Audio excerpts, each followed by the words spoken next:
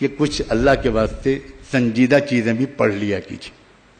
زیادہ تو نہیں کہوں گا جتنا بے تکلفی سے میں نے آج علماء سے کہا تھا، وہ تو اپنی برادری ہے، آپ تو بڑے نازک مزاج لوگ ہیں، اس لیے میں آپ سے کہتا ہوں کہ فضول چیزوں کو پڑھنا اب بند کر دیجئے، ان کی زکوٰۃ بھی آپ پر واجب ہو گئی.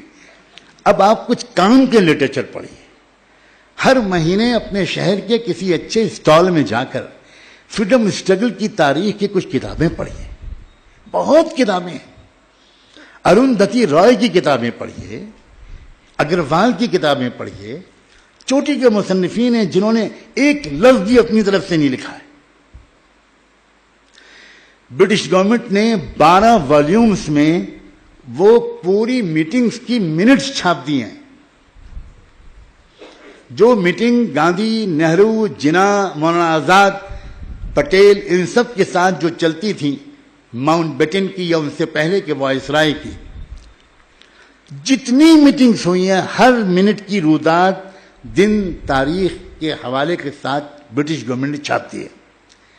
یہاں تک کہ جو خط و کتابت ہوتی تھی ان کے درمیان، جو کرسپونڈنس ہوتی تھی، جو کمیونیکیشن ہوتا تھا، جو بھی کچھ یہ لوگ ایک دوسرے کو لکھ کے بھیجتے تھے، وہ سارے خطوط کی چھوٹے سے چھوٹے نوٹس کی اس کی آفیشل اٹیسٹڈ کاپی وہ سب برٹش گورنمنٹ نے چھاپ دی ہے. اتنا شاندار ثبوت ہے وہ اس بات کا، آفیشیل ڈاکومنٹ ہے برٹش گورنمنٹ کا، جس کا ایک ایک پیج یہ ثابت کرتا ہے کہ ملک کی تقسیم کی 1% ذمہ داری بھی مسلم لیگ پر، مسلمانوں پر اور جناح پر نہیں تھی. وہ ڈاکومنٹ ثابت کرتا ہے، وہ ڈاکومنٹ ثابت کرتا ہے کہ نہرو، گاندھی اور پٹیل ان 3 لوگوں پر اس ملک کے بٹوارے کی ذمہ داری تھی. اور آپ نے تو یہ سنا ہوگا کہ گھر کا بہدی لنکا ڈھائے، وہ جو کہتے ہیں. تو بی جے پی کی جب گورنمنٹ تھی اٹل بہاری واجپئی صاحب کی قیادت میں، تو اس وقت جو فارن منسٹر ہوا کرتے تھے مسٹر جسونت سنگھ، انہوں نے ایک بہت تفصیلی کتاب ملک کے بٹوارے کی تاریخ پر لکھی ہے.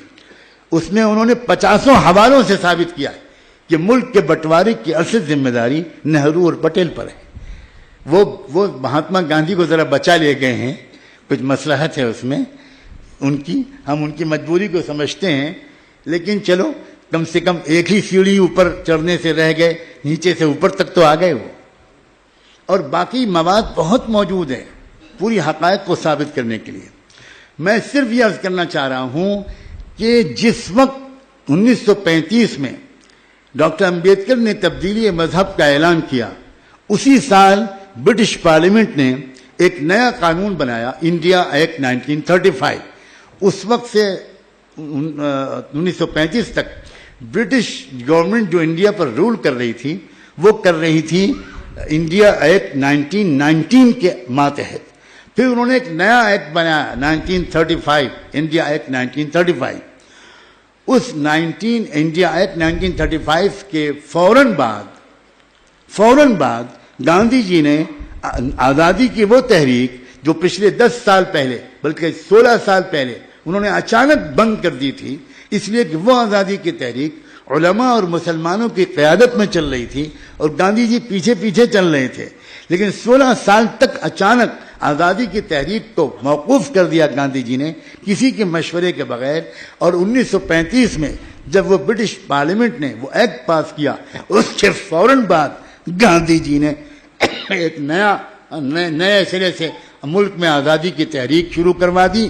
اور اس موقع پر ہندو مسلم فسادات بنگال کے ذریعے سے شروع کروائے گئے، جس کا بنیادی مقصد یہ تھا کہ امبیڈکر نے وہ جو تبدیلی مذہب کا اعلان کیا ہے، جس کے نتیجے میں ایک اندیشہ پیدا ہو گیا تھا، جو اندیشہ بہت عرصے سے چلا آ رہا ہے اور آج نہیں تو کل وہ پورا ہو کر رہے گا، اس اندیشے کے مطابق ملک میں آزادی کی تحریک ایک نئے مقصد کی خاطر، ایک نئے پروگرام کی خاطر شروع کی گئی اور ہندو مسلم فسادات بھیانک طریقے پر شروع کروائے گئے اس پروگرام کے تحت کہ ملک کو آزادی تب ملے جب ملک پہلے بٹ جائے. اس لیے اتنا دلچسپ واقعہ ہے کہ 14 اگست کو پہلے ملک کی تقسیم ہوئی اور 15 اگست کو ملک آزاد ہوا. آپ اتنی چھوٹی سی بات پر غور نہیں کرتے. منطقی ترتیب کیا تھی کیوں بھائی؟ پہلے ملک آزاد ہوتا اور آزاد ملک پھر الگ الگ اس کے دو حصے ہو جاتے، مگر مقصود آزادی تھی ہی نہیں، مقصود تقسیم تھی، مقصود بٹوارا تھا، مقصود مستقل طور پر کمیونل ٹینشن اس ملک میں پیدا کر کے ان کروڑوں مظلوموں کو ہندو بنائے رکھنا تھا۔ اصل مسئلہ یہ تھا۔ مسلمانوں پر جو مظالم اس ملک میں ہو رہے ہیں، خدا کے لیے آپ مسلمان دانشور ہیں، آپ اس بات کو سمجھنے کی کوشش کیجئے کہ اس کا اصل نشانہ مسلمان نہیں ہے۔ چوٹ بے شک مسلمان کھاتا ہے، جان بے شک مسلمان کی جاتی ہے، جائیدادیں مسلمانوں کی جلائی جاتی ہیں، لیکن اس کا اصل نشانہ یہ ہے کہ مسلمانوں کو مارنے کے لیے وہ استعمال کس کو کرتے ہیں؟ بتائیے، میں آپ سے پوچھتا ہوں۔ انہی لوگوں کو استعمال کرتے ہیں نا۔ تو ان کو جب وہ استعمال کریں گے ہمارے خلاف، تو پہلے ان کے دلوں کو ہماری نفرت سے بھریں گے، اور وہ اس لیے استعمال کرتے ہیں کہ وہ ہندو بنے رہیں۔ تو اصل نشانہ وہ ہیں، میں یہ کہنا چاہ رہا ہوں۔ اور آج بھی میں بات کو سمیٹتے ہوئے کہتا ہوں، اور اتنا یقین ہے مجھ کو، میں اپنے مالک کا شکر ادا کرتا ہوں کہ میرے راتوں کی اکثر حصہ مطالعے میں گزرتا ہے۔ میں بلا مبالغہ کہتا ہوں، میں پچھلے 1 سال سے سنگین بیماریوں میں رہا ہوں، 7 مہینے تو میں بہت ہی سیریس حالت میں رہا، بستر سے اٹھ نہیں سکتا تھا۔ اس حالت میں بھی اللہ کا بہت شکر ہے، میں نے کم از کم 18 سے 20 ہزار صفحے پڑھے۔ مجھے بہت شکایت ہے اپنی قوم سے، اور میرا بس چلے تو میں کیا کہ گریبان پکڑوں کہ تم کو پڑھنے کے ذوق سے کس نے محروم کیا؟ نہ علماء پڑھتے ہیں، نہ دانشور پڑھتے ہیں، نہ لائرز پڑھتے ہیں، نہ انٹلیکچوئلز پڑھتے ہیں، نہ ڈاکٹرز پڑھتے ہیں، نہ انجینئرز پڑھتے ہیں، نہ مرد پڑھتے ہیں، نہ عورتیں پڑھتی ہیں۔ ہر وقت موبائل دیکھتے رہتے ہیں، ہر وقت انٹرنیٹ سے کھیلتے رہتے ہیں۔